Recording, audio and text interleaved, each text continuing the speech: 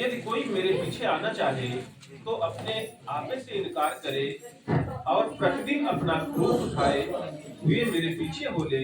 क्योंकि जो कोई अपना प्राण बचाना चाहेगा वह उसे खोएगा, परंतु जो कोई मेरे लिए अपना प्राण खोएगा वही उसे बचाएगा। यदि मनुष्य सारे जगत को प्राप्त करे और अपना प्राण खो दे या उसकी हानि उठाए तो उसे क्या लाभ होगा। जो कोई मुझसे और मेरी बातों से लजाएगा, मनुष्य का पुत्र भी जब अपनी और अपने पिता की और पवित्र स्वर्गदूतों की महिमा सहित आएगा तो उससे लजाएगा। मैं तुमसे सच कहता हूँ कि जो कोई यहाँ खड़े हैं उनमें से कुछ ऐसे हैं कि जब तक परमेश्वर का राज्य न देख लें तब तक मृत्यु का स्वाद न चखेंगे। हालेलुया। यहाँ पर प्रभु यीशु मसीह ने अपने चेलों को बुलाया है और उनसे बात की है, उनको बताया है। और यहाँ पर ऐसा लिखा है कि उसने कहा, प्रभु यीशु मसीह ने अपने चेलों से कहा, यदि कोई मेरे पीछे आना चाहे तो अपने आप को क्या करे? इनकार करे। हालेलुया।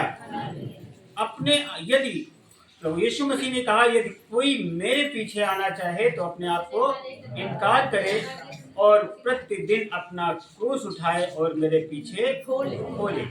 हालेलुया। ये प्रभु यीशु मसीह ने अपने चेलों को बताया। बाइबल बताती है प्रभु यीशु मसीह के पास बहुत से लोग आए। हालेलुया। बहुत से लोग आए और बहुत से लोगों ने विश्वास किया और चले गए। हालेलुया। और जो विश्वास किया और प्रभु के पीछे आए, प्रार्थना किया और चंगाई पाई और चंगाई पा करके वो वापस चले गए। बाइबल ऐसा कहती है कि प्रभु यीशु मसीह के पास 9 कोढ़ी आए। कितने कोढ़ी आए? 9 कोढ़ी आए। और प्रभु यीशु मसीह ने 9 कोढ़ियों को छुआ और बाइबल बताती वो 9 कोढ़ी चंगे हो गए। पर एक व्यक्ति प्रभु यीशु मसीह के पास लौट कर आया। हालेलुया। कितने लौट के आए? एक व्यक्ति आया। प्रभु यीशु मसीह ने कहा वो 9 कहाँ चले गए? हालेलुया। एक व्यक्ति ने प्रभु को धन्यवाद दिया और कहा, प्रभु मैं आपको धन्यवाद देता हूँ कि आपने मुझे चंगा किया है। हालेलुया। बहुत से लोग विश्वास किए और कहा, प्रभु मैंने निर्णय लिया है कि मैं आपका चेला बनूंगा। है ना? जब हम चंगाई पाते हैं, आशीष पाते हैं, तो हम क्या बोलते हैं? प्रभु मैं आपका शिष्य बनूंगा। ये हम निर्णय लेते हैं। जब हम निर्णय लेते हैं तो क्या हम शिष्य बन जाते हैं? नहीं बनते, है ना?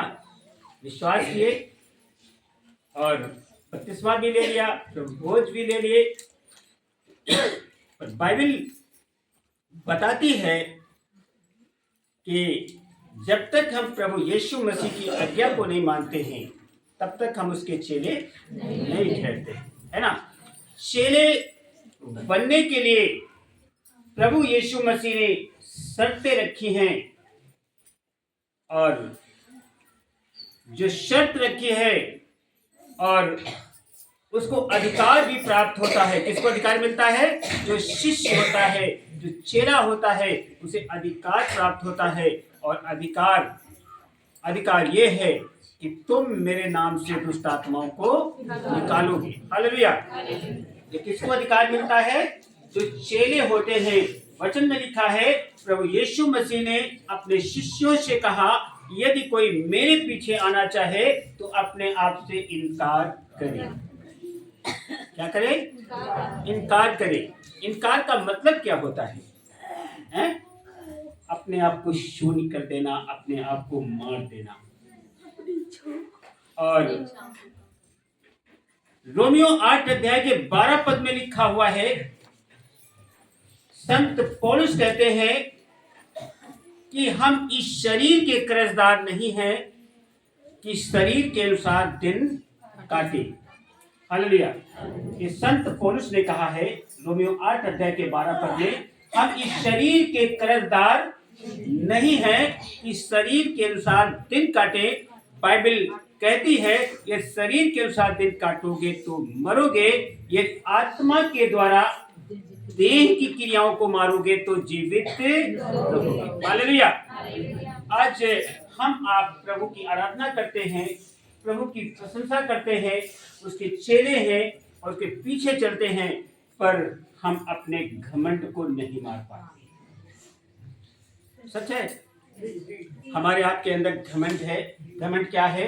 ये ऊंचा है और मैं नीचे हूँ, ये बड़ा होता जा रहा है, हम गिरते जा रहे हैं, ये हमारे आपके अंदर घमंड आता है। ऐसा क्यों होता है? एक मैंने पढ़ा है कि एक लुइस नाम का एक व्यक्ति था, उसने घमंड के विषय में लिखा, और घमंड एक ऐसा रोग होता है जो पूरे जीवन को तबाह कर देता है, जो विष के समान फैलता है। हालेलुया। आज बहुत से लोगों को देखा मैंने, चमत्कार, चंगाई होने लगी, बहुत बड़ा घमंड आ गया, कलीसिया बढ़ने लगी, बहुत बड़ा घमंड आ गया, मैं सब कुछ हो गया हूँ। और घमंड आता है तो आपने देखा होगा कि शायद परमेश्वर एक दूत भेजता है, जिनके अंदर घमंड आता है, उनके अंदर की सारी परिस्थितियों को बिगाड़ना शुरू करता है। हालेलुया। चेला बनने के लिए प्रभु यीशु मसीह ने शर्तें रखी हैं और उन्हें अधिकार दिया है कि तुम चेला बनोगे तो तुम्हें अधिकार प्राप्त होगा, और उसने आज्ञा दी है कि मेरा संदेश जो है सब जगह सुनाया जाए। मत्ती 18 अध्याय के 28 पद में लिखा है, तो यीशु मसीह ने कहा है कि स्वर्ग और पृथ्वी का सारा अधिकार मुझे दिया गया है। हालेलुया। बोले प्रभु यीशु मसीह की। जब हमें अधिकार मिलता है तो घमंड पैदा होता है। क्या पैदा होता है? सच है। चाहे परिवार का देख लीजिए, अधिकार मिल गया, अब अधिकार हमको प्राप्त हो गया, हम दूसरे को नहीं देंगे अधिकार। हालेलुया। तो बाइबल कहती है कि जो छोटा है वो बड़ा किया जाएगा, और जो बड़ा है वो छोटा किया जाएगा। हालेलुया। तो हमें वचन के साथ मिलके काम करना है ना। और हम कहें कि फलानी बहन खराब, भैया खराब, तो बाइबल क्या कहती है? पहले अपने आंख का तिनका निकालें, फिर दूसरे की आंख का तिनका भली भांति हम निकाल। प्रभु के लोग जो मुझसे मिले हैं, जो मेरा अनुभव है, उनके जीवन में बैर नहीं होता है, क्योंकि प्रभु ने एक आज्ञा दी है। क्या आज्ञा है? जैसे मैंने तुमसे प्रेम किया है, तुम भी एक दूसरे से प्रेम। आज ये बात बहुत कठिन है नहीं कठिन? प्रेम करना बहुत कठिन है। जेवर जेठानी में प्रेम नहीं है, सास बहू में प्यार नहीं है, परिवार में प्यार नहीं है। क्यों नहीं प्यार है? बाइबल कहती है एक घर में दो लोग होंगे, एक घर में तीन लोग होंगे, दो एक तरफ होंगे और एक अकेला व्यक्ति होगा। परमेश्वर का वचन पूरा हो रहा है। आप चौकस रहो, कोई आपको भरमाने ना पाए। अगर ऐसा हो रहा है तो परिवार में समझ लो शैतान आपके काम कर रहा है। हालेलुया।